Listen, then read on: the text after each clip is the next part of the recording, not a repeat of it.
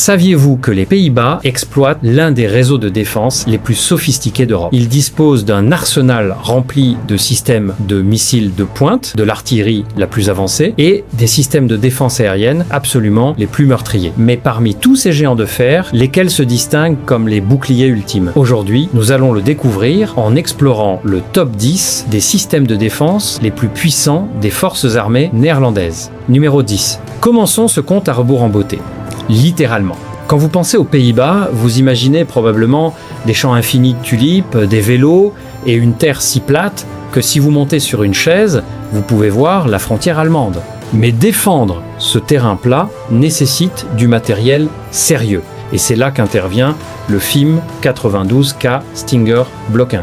Vous connaissez peu être le Stinger grâce à tous les films d'action jamais réalisés, mais les Néerlandais utilisent la dernière mise à niveau et c'est une bête. Il s'agit d'un système de défense aérienne portable ou manpads en abrégé, ce qui signifie essentiellement qu'un soldat peut porter ce truc sur son épaule et gâcher complètement la journée d'un pilote. Maintenant, pourquoi la variante Block I est-elle si spéciale? Tout tourne autour de la fusée de proximité.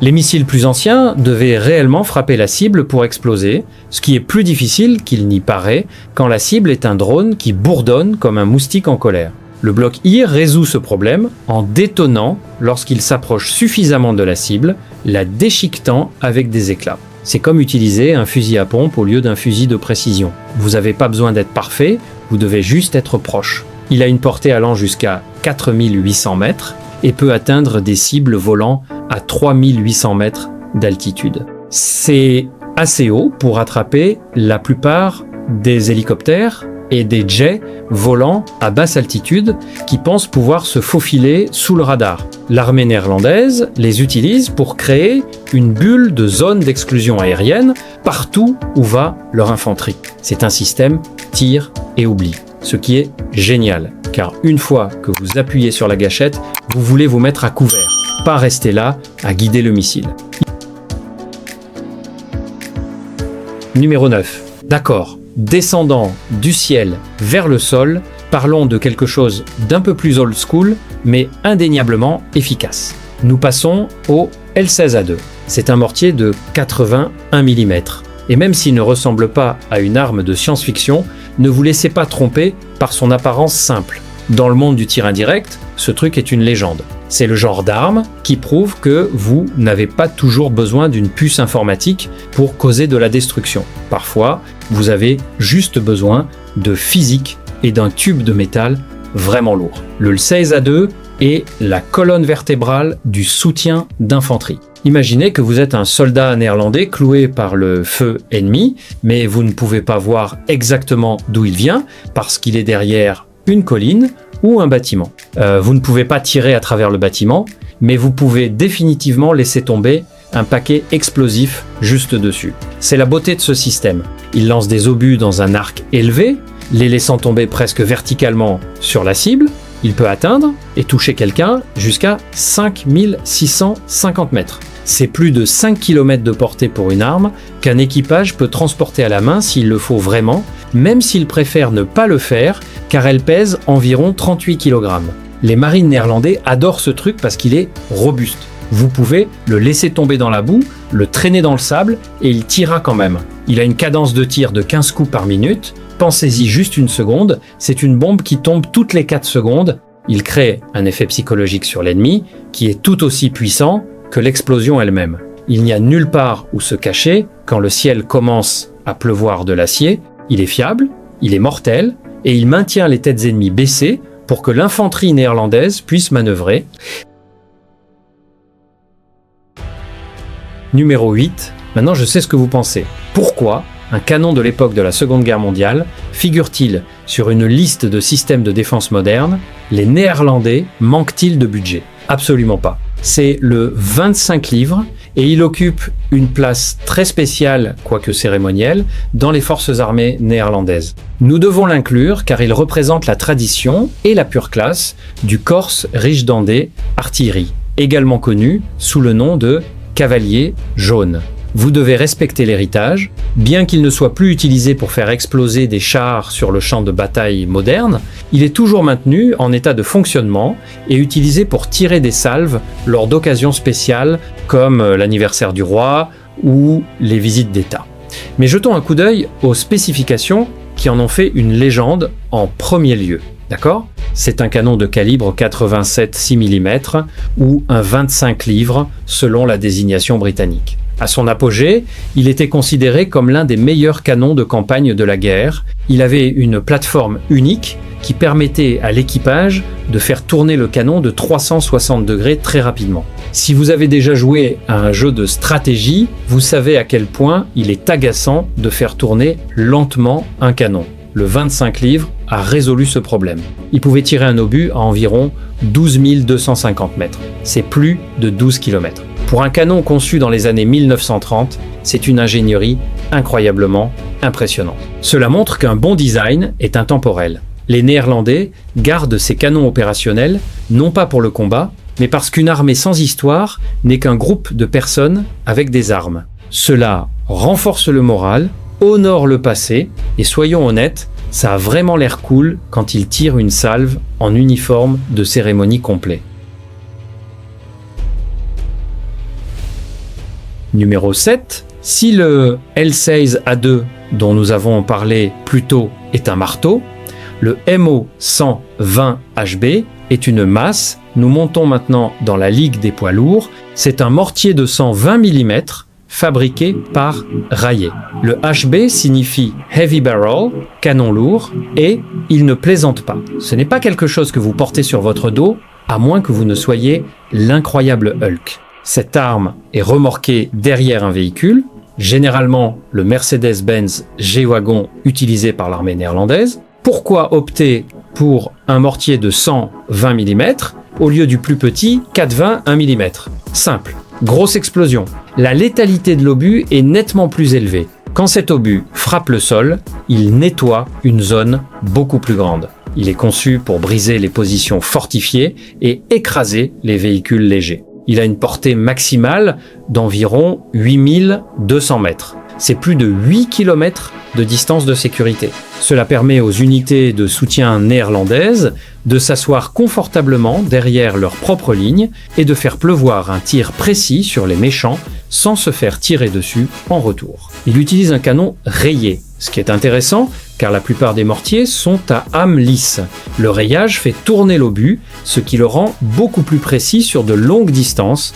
C'est le même principe que de lancer un ballon de football américain avec une spirale par rapport à le lancer comme une brique chaotique. La précision compte quand vous tirez des explosifs près de troupes amies. Le MO 120HB peut tirer jusqu'à 10 coups par minute en rafale courte. Imaginez recevoir des obus de sang 20 mm toutes les 6 secondes. C'est absolument dévastateur.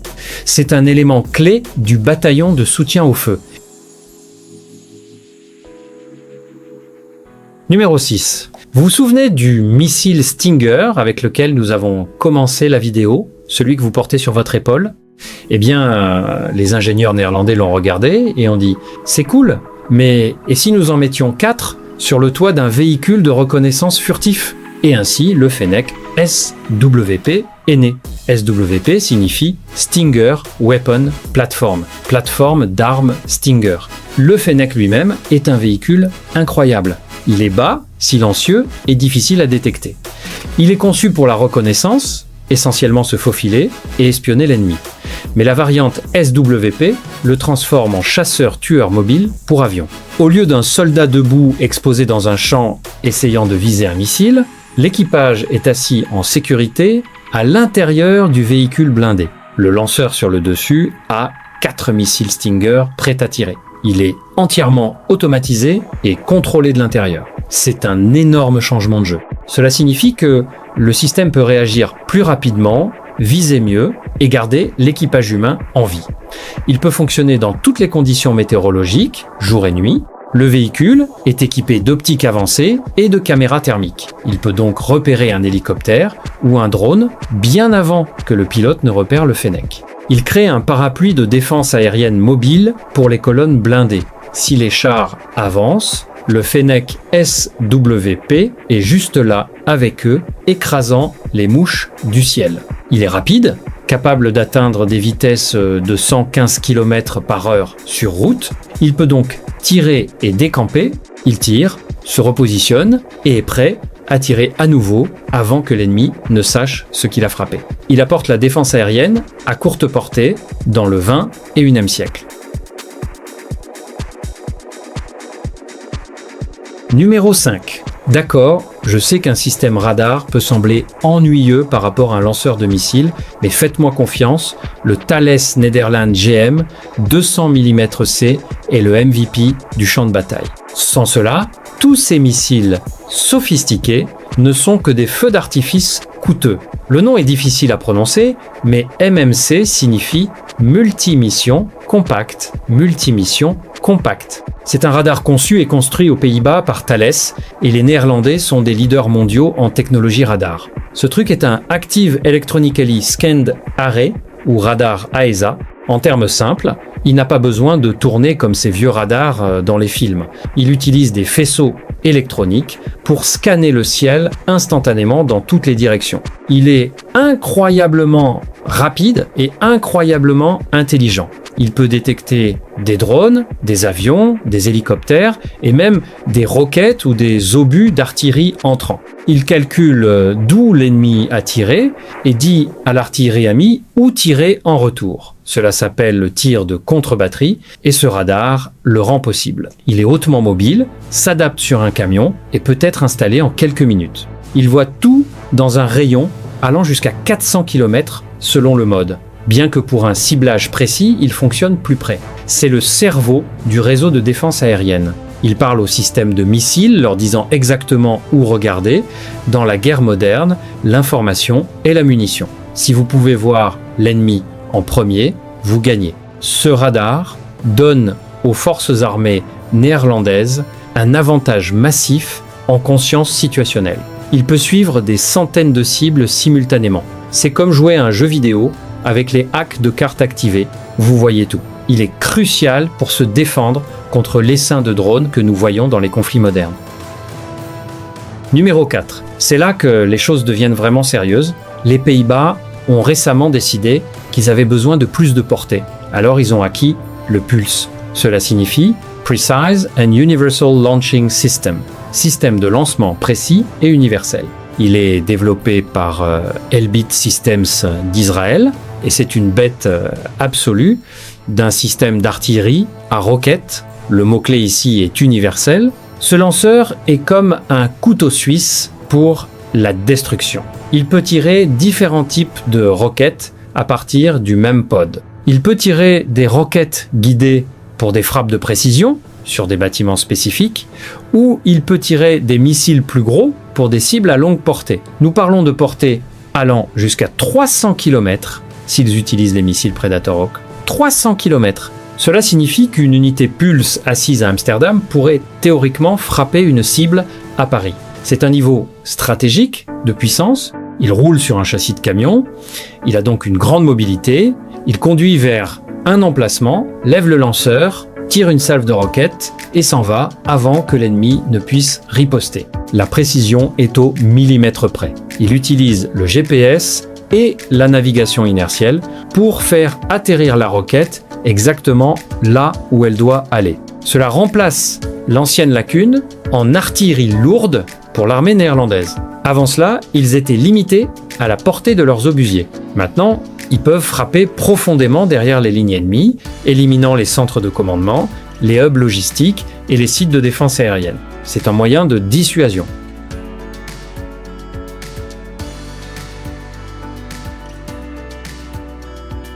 Numéro 3. Si vous demandez à n'importe quel expert en artillerie quel est le meilleur obusier automoteur au monde, il pointera probablement vers ce monstre de métal, le Panzerhowitzer 2000 NL ou PZH 2000. Le NL signifie simplement que c'est la version néerlandaise. Ce n'est pas juste un char, c'est un fusil de précision qui tire des obus de 155 mm. Il est construit par l'ingénierie allemande, ce qui explique pourquoi il est si surconçu et efficace. Il a un système de chargement entièrement automatisé. L'équipage n'a pas à pelleter de lourds obus dans la culasse. Le bras robotique le fait pour eux. Cela lui permet de tirer 3 coups en seulement 10 secondes. Pensez à cette violence. Il peut tirer une rafale d'obus qui frappe tous la cible au même moment exact. Cela s'appelle MRSI, Multiple Round Simultaneous Impact, impact simultané de plusieurs obus. Le canon tire le premier obus à un angle élevé, le deuxième à un angle moyen et le troisième à un angle bas. En raison des différents temps de vol, ils atterrissent tous sur la tête du méchant au même moment exact. Surprise, il a une portée d'environ 30 km avec des munitions standards ou jusqu'à 56 km s'ils utilisent des projectiles assistés par fusée. Il est construit sur un châssis de char Léopard, il peut donc suivre les chars hors route. Il est lourdement blindé, protégeant l'équipage des éclats et des armes légères. Les Néerlandais les ont utilisés en Afghanistan, où ils se sont avérés incroyablement précis et fiables. C'est le gros frappeur des brigades.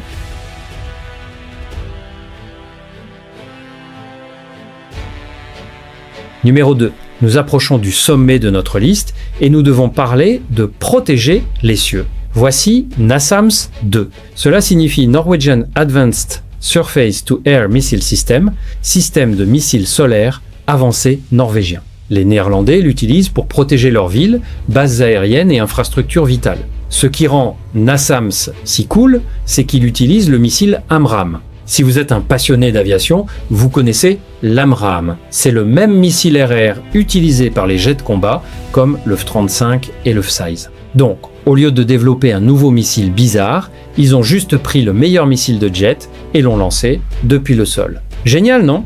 Le NASAMS 2 est un système centré sur le réseau. Cela signifie que les radars et les lanceurs n'ont pas besoin d'être l'un à côté de l'autre. Vous pouvez mettre le radar sur une colline, le centre de commandement dans un bunker et les lanceurs cachés dans la forêt à des kilomètres. Cela le rend incroyablement difficile à détruire pour l'ennemi. S'ils bombardent le radar, les lanceurs sont toujours en sécurité et peuvent obtenir des données d'un autre radar du réseau. Il est efficace contre les missiles de croisière, les drones, les hélicoptères et les avions. Il a une portée d'environ 25 km, créant un dôme de protection à moyenne portée. C'est le bouclier qui permet au reste de l'armée d'opérer. Les Néerlandais ont profondément intégré ce système dans leur commandement de défense aérienne. Numéro 1, le voici. Le roi incontesté de la défense aérienne dans les forces armées néerlandaises, le MIM 104 Patriot. Ce système est célèbre dans le monde entier pour une raison. C'est la police d'assurance ultime. Le Patriot est un système de missiles solaires à longue portée, capable d'intercepter des avions à haute altitude et surtout des missiles balistiques tactiques. Les Néerlandais les exploitent depuis des années et ils sont constamment mis à niveau. Le cœur du système est l'ensemble radar massif qui peut suivre plus de 100 cibles à la fois et guider plusieurs missiles vers leur cible. Nous parlons d'une portée supérieure à 160 km selon la variante de missiles utilisée. Les missiles eux-mêmes volent à des vitesses supérieures à Mach 5. C'est 5 fois la vitesse du son. Si vous clignez des yeux, vous le manquez. Quand une batterie Patriot est déployée, elle ferme l'espace aérien. C'est un atout stratégique. Les Pays-Bas ont même déployé ces systèmes dans des endroits comme la Turquie et la Slovaquie pour aider à protéger les alliés de l'OTAN, montrant à quel point ce système est précieux. Il est complexe, coûteux et nécessite des équipages hautement formés, mais il offre un niveau de protection que rien d'autre ne peut égaler. Il peut abattre un missile qui essaye de bombarder nucléairement une ville. C'est la définition de la puissance.